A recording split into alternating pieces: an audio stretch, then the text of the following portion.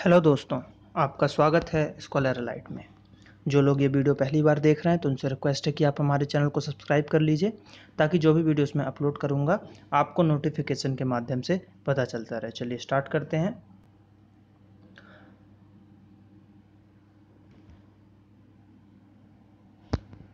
आज यहाँ पर मैं आपको हिंदी भाषा का वस्तुनिष्ठ पार्ट 2 बताने जा रहा हूँ। जो मैंने एमसीक्यूज़ ऑफ हिंदी स्टार्ट किया है उसका पार्ट 1 अपलोडेड है, तो ये उसका जो है पार्ट 2 होगा, जिसके अंतर्गत अगेन मैं कुछ जो है प्रीवियस ईयर क्वेश्चन, कुछ नए क्वेश्चन जो हिंदी में पूछे जाते हैं, मोस्ट आईएमपी क्वेश्चंस को डिस्कस करूँगा। तो चलिए देखते हैं।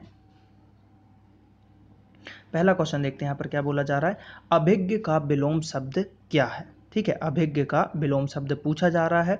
यानी कि अब देखिए, अभिज्ञ का सबसे पहले तो आपको मतलब समझना पड़ेगा कि मतलब होता क्या है। तो अभिज्ञ का मतलब होता है कि जो सब कुछ जानता हो। ठीक है, अभिज्ञ का मतलब होता है जो सब कुछ जानता हो। तो जो सब कुछ जान रहा है, जिसके पास यानी कि ज्ञान है। ठीक, अब बहुत कुछ वो जान रहा है। अब इसका विलोम क्या होगा? अनभिज्ञ, जो कुछ नहीं जान रहा।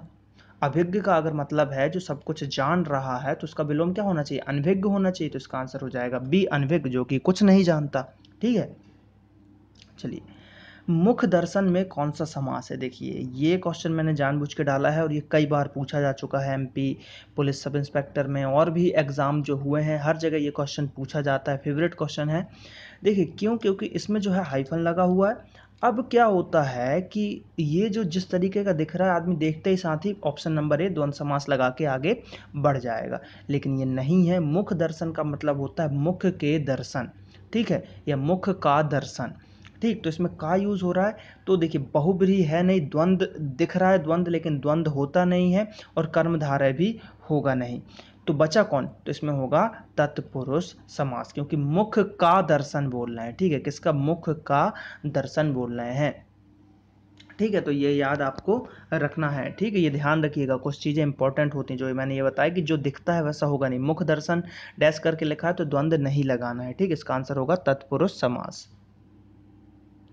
जो व्यर्थ की बातें करता हो इसके लिए सही शब्द का चयन कीजिए। यानी कि जो व्यर्थ की बातें करता हो। अब बहुभाषी यानी कि वो, देखिए ऑप्शन देखिए, वाचाल। ठीक, अब ऑप्शन बी है हमारे पास बहुभाषी। बहुभाषी यानी कई प्रकार की वो भाषा बोल रहा है। कुवक्ता, वाकोबिट, ये सब कुछ नहीं होगा। इसका आंसर जो होने वाला है वो होगा आपका वाचाल। मतलब वाचाल यानी कि बहुत ज़्यादा बोलता है, अब वो कुछ भी बोलेगा। है, जरूरी नहीं कि वो व्यर्थ की बात करे, इंपॉर्टेंट कुछ भी बोलता ही रहेगा। तो वैसा वाला है ये। ठीक है, चलिए अगला क्वेश्चन देखते हैं। जिन शब्दों के सार्थक खंड ना हो सके वो क्या कहलाते हैं? जैसे पिछले पार्ट में मैंने बताया था आपको कि इनमें से कौन सा रूढ़ शब्द है, मैंने बोला था, यानी जिनको अलग नहीं कर सकते। एग्जाम्पल भी आपको बताता हूँ। देखिए, इसका आंसर है रूढ़, जिनको आप और तोड़ नहीं सकते। जैसे मैंने बताया था वैभव, पिछले ही पार्ट का है ये। वैभव बताया था, तो आप इसको आप तोड़ नहीं सकते, है ना। वैभव अलग अलग करके कोई अर्थ ही नहीं निकलेगा। तो जो सार्थक खंड ना हो सके वो रूढ़ शब्द कहलाते हैं। ठीक है, चलिए बात करते हैं हम अगले क्वेश्चन की कि किस संस्था के 25 वर्ष पूरे होने पर, मतलब किसी संस्था के 25 वर्ष पूरे होने पर जो उत्सव होता है उसके लिए क्या बोलते हैं? तो देखिए, तीनों चीज, चारों चीज बता देता हूँ। 25 यानी कि ऑप्शन बी होगा रजत जयंती। शताब्दी तो सभी को पता है 100 पे होता है। स्वर्ण जयंती जो है 50 पे होता है। और हरीक जयंती है ये आपका 75 साल पर मनाया जाता है। तो ये चारों चीज याद रखिए। ठीक है, 25 पे मनाया जाता है आपका रजत, 50 पे स्वर्ण, 100 पे शताब्दी और 75 पे हरीक जयंती मनाया जाता है। तो इसका आंसर हो जाएगा आपका बी, रजत जयंती। निम्न में से कौन सा अनंत का पर्यायवाची होगा? ठीक है, अनंत, अनंत यानी जिसका कोई अंत ही नहीं है। तो इसका आंसर होगा निस्सीम। ठीक है, निस्सीम इज द राइट आंसर। अर्थ, मतलब अर्थ नहीं, सॉरी, अथ का विलोम शब्द क्या होगा? पहले अथ का मतलब इसका आपको पता होना चाहिए। देखिए, मेनली अथ का अगर हम बात करें तो स्टार्ट या शुरू करना, इस तरीके का इसका अर्थ होता है। तो जैसे कि अगर शुरू चीज़ हो रही है तो इसका जो वो होगा वो होना चाहिए खत्म, समाप्त, इन्हीं दोनों में से कुछ होना चाहिए। लेकिन नहीं, देखिए, समाप्त भी हो सकता है, खत्म भी हो सकता है। ठीक है, दोनों मतलब सेम है, लेकिन ये दोनों मतलब हिंदी में दिए गए हैं। और यहाँ पे जो है आपको जो अर्थ दिया हुआ है, तो जिस फॉर्म में वो आपसे पूछता है उसी फॉर्म में आंसर देना है। तो इसका आंसर होगा इति। इति का मतलब भी होता है बस, रुको, समाप्त, इस तरीके से। ठीक है, तो इसका आंसर हो जाएगा इति। कौन सा शब्द बहुब्रीहि समास का उदाहरण है? निशिदिन, त्रिभुवन, पंचानन या पुरुष है? तो देखिए इसमें पंचानन होगा राइट आंसर, क्योंकि इसमें जो है तीसरे व्यक्ति की बात की जा रही है, ठीक है। 5 है जिसके आनंद, ठीक है, तो इसका आंसर हो जाएगा पंचानन। जो देखने में प्रिय लगता हो, इसके लिए एक शब्द बताना है आपका, तो समदर्शी, देखिए जो एक समान दिख रहा हो, Priyadarshi, yes right answer, Priyadarshi है। प्रिय पात्र और दर्शन प्रिय, तो इसका आंसर हो जाएगा प्रियदर्शी। जो देखने में आपको प्रिय लग रहा है तो प्रियदर्शी हो जाएगा। प्रतिकूल शब्द में कौन सा उपसर्ग लगा है? तो देखिए उपसर्ग यानी कि आगे लगेगा और प्रत्यय यानी कि बाद में लगेगा, ठीक है। तो यहाँ पे उपसर्ग की पूछा जा रहा है, तो देखिए कूल के आगे प्रति लगा हुआ है, तो इसका आंसर हो जाएगा प्रतिकूल। अब देखिए उपसर्ग प्रत्यय जो है आपको कुछ हैं जो याद ही करने पड़ेंगे आपको, जब याद करे रहेंगे तो आप इजिली पहचान लेंगे, तो इनको रट लीजिए, ठीक है। चलिए अगला क्वेश्चन देखते हैं यहाँ पर। निम्न में से उपसर्ग रहित शब्द कौन सा है? उपसर्ग रहित, जिसमें उपसर्ग नहीं है, यानी कि कोई चीज आगे नहीं लगी होगी। क्रोध, संगम, विमोचन या प्रत्यर्पण? तो देखिए इसका आंसर जो होने वाला है क्रोध। क्रोध में कोई भी उपसर्ग नहीं लगा हुआ है, ठीक है। चलिए निम्न में से कौन सा यौगिक शब्द है? यौगिक यानी दो से मिलके बना होगा। लेखक, ठीक, तो इसको आप अलग कीजिए, तो इसमें लेख ऐसा कुछ वो होगा नहीं। पुस्तक है, ठीक है, तो पुस्तक में क्या होगा कि पुस्तक है, तो इसको भी आप दो शब्द किसी दो से मिलकर नहीं बन रहा है।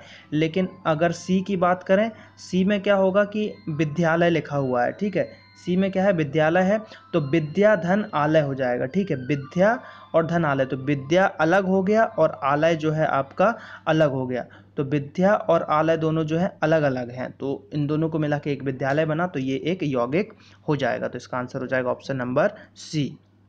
चलिए बात करते हैं अगले क्वेश्चन की कि ऋजु का विलोम क्या होता है? अब ऋजु यानी कि जो थोड़ा झुका हुआ हो उसको बोला जाता है ऋजु, ठीक है।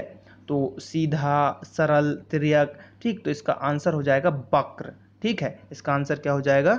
वक्र। ऋजु रेखा जो बोला जाता है, सीधा तिरछा खींचा जाता है, तो इसका आंसर हो जाएगा वक्र, ठीक। इस टाइप का देखिए ये सब वक्र में, ठीक है। चलिए अगले क्वेश्चन की तरफ बढ़ते हैं। निशाचर में कौन सा समास होता है?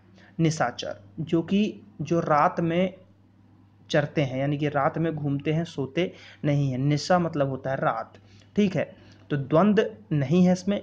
अब निशाचर किसी तीसरे व्यक्ति को बोला जा रहा है जो रात में घूमता है, तो रात में कौन? राक्षस घूमते हैं, रात में राक्षस जागते हैं, तो इसका जो है सीधा अर्थ जाता है राक्षस की तरफ, तो इसका आंसर हो जाएगा बहुब्रीहि समास। जहां भी तीसरे पर्सन की बात हुई वहां आपको बहुब्रीहि समास लगा के आगे बढ़ जाना है। चलिए अब महोष्ण का सही संधि विच्छेद क्या होगा? ठीक है, सही संधि विच्छेद क्या होगा? तो इसका जो होगा वो होगा महाधन ऊष्ण, महाधन ऊष्ण। तो इसमें क्या हो जाएगा? इसमें मिल जाएगा आपको आधन ऊ, ठीक है, आधन ऊ आपको मिलेगा इस तरीके से। तो महाधन जो है इससे महोष्ण हो जाएगा, ठीक है। निम्नलिखित वाक्यों में से शुद्ध पदक्रम वाला वाक्य कौन सा है? एक पानी का गिलास लाओ, तो ये गलत हो जाएगा। पानी का गिलास थोड़े होता है, कांच का गिलास होता है। एक गिलास पानी लाओ, पानी का एक गिलास लाओ, तो इसका आंसर क्या सही आपको लग रहा है? बी वाला, सॉरी, पानी का एक गिलास लाओ और एक गिलास पानी लाओ। तो देखिए यहाँ पर जो है थोड़ी सी मिस्टेक हुई है। इसका आंसर जो होना चाहिए, ये आंसर होगा इसका बी। एडिटिंग में थोड़ी सी गलती की गई है एडिटर साहब के द्वारा, तो इसका आंसर होगा कि एक गिलास पानी लाओ, क्योंकि एक पानी का गिलास लाओ तो गलत है और पानी का एक गिलास लाओ ये भी गलत है, ठीक है। तो इसका आंसर होगा आपका जो है बी वाला, एक गिलास पानी लाओ। चलिए बात करते हैं हम अगले क्वेश्चन की कि जिसे कठिनाई से जीता, मतलब जीता जा सके, उसके लिए एक शब्द का आपको वो करना है। तो विजित जो जीता गया है, अजय जिसे जीता ना जा सके, ठीक है, और अगला ऑप्शन है आपका दुर्जय, तो जिसे बहुत कठिनाई से जीता जा रहा है, तो दुर्जय से इसका जो है सही आंसर होगा ऑप्शन नंबर डी। बात करते हैं अगले क्वेश्चन की कि निम्नलिखित में से शुद्ध वर्तनी का आपको चयन करना है, यानी कि जो सही लिखा हुआ, ये इससे भी जो है 1 से 2 क्वेश्चन जरूर पूछे जाते हैं हर एग्जाम में, तो ये वर्तनी वाला चैप्टर आप जरूर पढ़ लीजिए। प्रतिष्ठा, प्रतिष्ठा, प्रतिष्ठा और प्रतिष्ठा, तो प्रतिष्ठा होता है, याद रखिएगा प्रतिष्ठा होता है। तो इसके लिए आपने जितनी रीडिंग हिंदी, शुद्ध हिंदी में की होगी वो आपको बहुत ही फायदेमंद देगा। ये एक तरीके का स्पेलिंग मिस्टेक है, जैसा इंग्लिश में पूछा जाता है वैसा ही ये हिंदी की स्पेलिंग मिस्टेक है।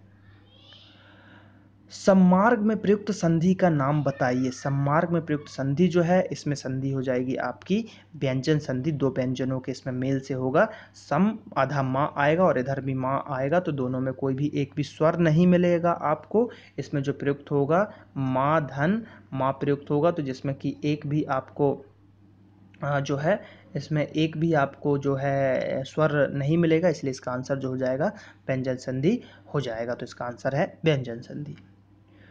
कौन सा उपसर्ग आचार शब्द से पूर्व लगाने पर उसका अर्थ जुल्म हो जाएगा? ठीक है, तो आचार के आगे अगर अति लगा देंगे आप, देखिए मैं बताता हूँ, अति अगर लगा देते हैं इसके आगे तो अति आचार, तो अति आचार नहीं होता, अति जब लगा देंगे तो ये अत्याचार हो जाएगा। क्या हो जाएगा? अत्याचार हो जाएगा, जो कि एक जुल्म है। ठीक है, तो इसका आंसर हो जाएगा अति।